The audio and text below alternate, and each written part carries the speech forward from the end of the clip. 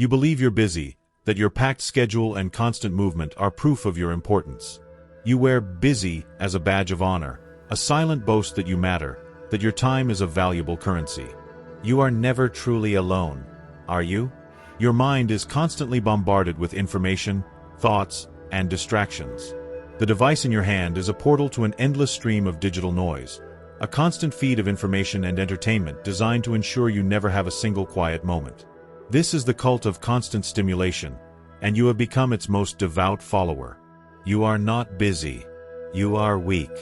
You are not productive. You are an addict. You are a distraction addict, living a life of empty movement and fake work. You lie to yourself, convincing yourself that the frantic switching between tasks and the long hours of busy work are a form of effort. But if you were honest, you would admit that most of your day produces nothing of real value. The truth is, most people are genuinely productive for only a few hours a day. The rest is avoidance, a desperate attempt to outrun the silence of your own mind. You are not fighting against time. You are fighting against yourself. And you are losing. Miyamoto Musashi understood this better than anyone. He said that a warrior's way is the twofold way of pen and sword. He meant that the mind and body must be trained equally. But how can you train a mind that is never still, a mind that is constantly fleeing from itself? You cannot motivate yourself out of this delusion. You must first face the brutal truth of your own weakness. Your life, a relentless pursuit of constant activity, is a reflection of a deeper problem. The problem isn't the work, but the weakness that keeps you running from the stillness within. The mind, you see, is not an empty vessel. It is a murky pond, and the silt at the bottom is a chaotic mess of unprocessed anxieties, forgotten hurts, and unfulfilled desires. You are terrified to sit still because you know, on a subconscious level, that the moment the external noise ceases, this internal chaos will rise to the surface. It will demand to be seen, to be felt, to be dealt with. And so you fill every waking moment with distraction, with busyness, with the frantic search for a new dopamine hit, a new fleeting satisfaction. This is where boredom, your greatest enemy, becomes your greatest teacher. Boredom is not the absence of something to do. It is the forced confrontation with the truth of your own mind. It is the stilling of the waters, allowing the silt to settle, and the long-buried thoughts to surface. Until you face this internal chaos, you cannot understand yourself. You cannot align your thoughts and emotions, and you certainly cannot control your life. Miyamoto Musashi, the greatest swordsman in history, knew this. He spent 2 years in a cave after his most famous duel against Sasaki Kojiro. He wasn't celebrating. He was studying his own weaknesses, analyzing why he almost lost. He understood that the winner spends their time studying what went wrong, not celebrating what went right. This is the essence of what he called the earth ring, brutal self-assessment, the willingness to look at the ugly truth of yourself without flinching. You are not busy. You are weak. You are not fighting against time. You are fighting against the truth. And the only way to win is to stop fighting, to stop running, and to sit in the stillness of the void. You are not a productivity machine. You are an addict lying to yourself. Your packed schedule is empty movement. Your exhausting days are self-inflicted. You cannot motivate yourself out of this delusion. You must first accept that you have been lying to yourself. Accept everything just the way it is, not the way you wish it was. This is the first step toward true discipline. It is the recognition that the war is not with the world, but with the man in the mirror. The first step was to face the brutal truth of your own weakness, to see the murky depths of your mind for what they truly are. It is a moment of brutal, unsettling honesty. But what do you do with that truth? How do you move from a place of murky confusion to one of clear, purposeful action? This is where the void comes in, not as an absence, but as a place of infinite potential. The void is not what you think it is. People mistakenly believe that what they don't understand is the void. They think it is nothingness, an empty space to be avoided. But the true void has no beginning and no end. It is the space where struggle becomes natural, where the hard becomes normal, where discipline stops being something you do and becomes someone you are. The discipline of the void is the eternal war against your own mediocrity, a struggle you must accept and, eventually, embrace. In the uncomfortable silence of boredom, you are forced to confront the lies you tell yourself, the empty movement of your life. This confrontation is the real battle, the one you must win before you can win any other. Miyamoto Musashi understood this better than anyone. He knew that the true way of strategy is the way of nature.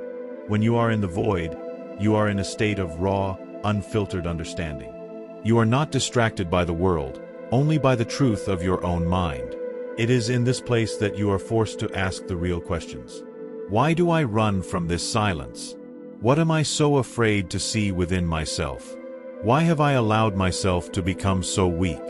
The void is not a place of defeat, it is a place of potential. It is where you learn that discipline isn't a bridge to an easier life, but a war that never ends. You don't reach a point where discipline becomes easy.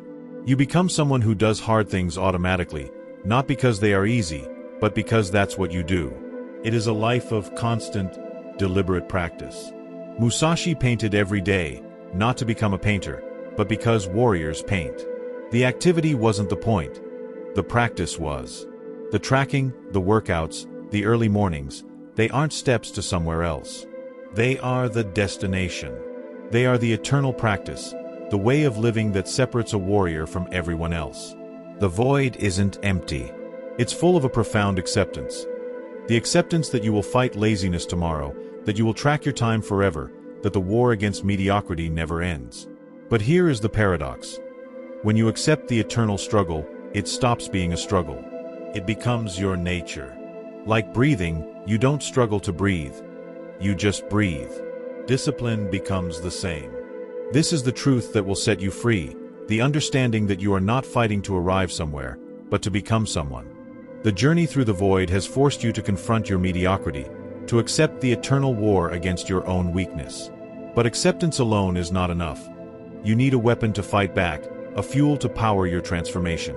That fuel is already inside you, burning hot and raw, but you have been misdirecting it. This brings us to boredom as a forging fire. Think about the last time you felt a pang of jealousy or frustration. Perhaps you saw someone younger, more successful, doing things you wished you were doing. A manager who criticizes everything. Someone bench pressing twice your weight. Someone closing million-dollar deals while you are proud of a small workout. That feeling that hits you, the anger that rises inside, the disgust with your own progress or lack thereof, this is not a weakness. It is a powerful, untamed fuel. Most people let this fire consume them. They waste it on self-pity, on blaming others, on endless, unproductive comparisons. They turn their fury inward, attacking themselves for not being good enough. This is the path to self-destruction. But a warrior learns to use this fire to forge himself. Miyamoto Musashi understood this profoundly. His father died when he was young, and instead of becoming a victim, he turned his rage into routine. He trained 14 hours a day, not despite his anger, but because of it. Every swing of his wooden sword was fueled by fury. The key was that he aimed it at his weakness, not at himself.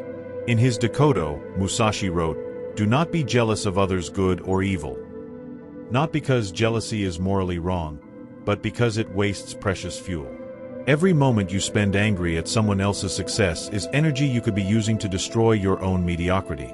Your anger at your lack of progress is not your enemy. It is your drill sergeant. It is a voice telling you that you are capable of more. The problem is not the voice. The problem is that you are attacking yourself instead of attacking the problem. This is the shift you must make. Instead of looking in the mirror and saying, "I'm pathetic," look at the same image and declare, "I refuse to stay pathetic." Same emotion. Different target. Every night, write down what truly infuriates you about your day. Be specific, "I only did 30 push-ups," or "I checked my phone during deep work." Then, convert each one into a mission for tomorrow. Anger about 30 push-ups? Tomorrow's minimum is 35. Pissed about phone checking? Tomorrow, the phone stays in another room. Emotions are not good or bad. They are pure energy. The question is where you aim them. Aim anger at yourself, and you self-destruct. Aim it at your weakness, and you evolve. This is productive rage, and it is the only way to sustain progress when motivation fades. The fury has always been there. Now, give it a purpose. The forging fire of your productive rage has given you a powerful, new purpose. But rage, by its nature, is a chaotic and destructive force. If you rely on it alone, you risk burning out. You need a method, a system to channel this energy into a consistent, unstoppable force for change. This brings us to the power of 1%. Most people believe that change requires grand, heroic efforts, a complete life overhaul, a sudden leap from who you are to who you want to be. They see their weakness, get angry, and create a perfect schedule of military precision with zero flexibility. Then, reality hits. They fail, and they quit, convinced they are not disciplined enough. This is a profound and fundamental mistake. Miyamoto Musashi's philosophy was to be like water, to take the shape of your container. This does not mean being flexible. It means to stop fighting reality with fantasy plans. The warrior knows that a rigid plan fails against reality. Instead of attempting a huge, monumental change, you must implement a new rule. One small, almost pathetic action at a time. Your brain expects you to fail when you attempt a huge change.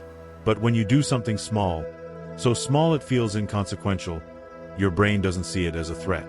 It doesn't put up a fight. This is the strategic genius of the warrior. Miyamoto Musashi wrote that in strategy, you must make the enemy think you are far away when you are near. Applied to discipline, this means you must make the task think it is defeating you, while you are actually winning. Your brain expects you to quit after 10 minutes. Go for 11. It expects you to give up on page 1. Read to page 2. Each small, almost pathetic victory rewires your identity. You become someone who doesn't quit. You become a person who does hard things automatically, not because they are easy, but because that's just who you are. Water doesn't break a rock with force. It wears it down with persistence. Your habits are the same. Small, consistent pressure beats dramatic attempts every single time. This path of 1% is the secret to true, lasting transformation. It is the understanding that you do not need a hero's effort. You need a warrior's consistency. It is not about forcing yourself to change, but about flowing toward the person you want to become. By focusing on tiny, manageable actions, you build an unstoppable momentum. You accumulate small victories over yourself, which, in the end, are the only victories that truly matter. This is how you forge your will and reshape your identity, one deliberate action at a time. The small, consistent actions have given you momentum, and the fire of productive rage has given you a purpose. But what is the ultimate goal of this discipline? It is not merely to win battles, but to become a warrior, to forge a new identity. This brings us to the final path, the path of the solitary warrior. Miyamoto Musashi spent his life in solitude not because he was an outcast, but because he understood that true self-mastery requires a clear mind, free from the distractions and opinions of others. The greatest battle is the internal one, a war against your own weaknesses and limitations. You cannot fight this war in a crowded room, surrounded by the noise of the world. You must walk this path alone. Musashi's solitude was a state of mind, a self-imposed condition where the chatter of the external world was muted. He sought clarity in the silence and peace of being alone, an opportunity to confront his own strengths and weaknesses without judgment. He was not a hermit who shunned society, but a man who chose to retreat inward to sharpen his mind and body. The discipline you are building, one small action at a time, is your path to this same solitude. It is the practice of detaching from the need for external validation, from the urge to compare yourself to others, and from the desire to conform. It is a way of learning to stand firm in your beliefs and decisions, even when they go against the crowd. To walk this path is to accept that the ultimate victory is the victory over yourself. It is the understanding that the war against mediocrity never ends, but that is the point. The struggle is the discipline. It is what makes you a warrior, day after day, forever. When you embrace boredom and walk the path of the loner, you are not isolating yourself. You are building an inner fortress, a mind so strong and so clear that it can face any confrontation with calm. You are training yourself to be a hawk, not a pheasant, to be a victor and not a victim. This is the way to truly conquer yourself and become someone new, to become unrecognizable to the person you once were. This is the final and most profound lesson of Miyamoto Musashi. The path to self-mastery often requires walking alone, but the journey is undoubtedly rewarding.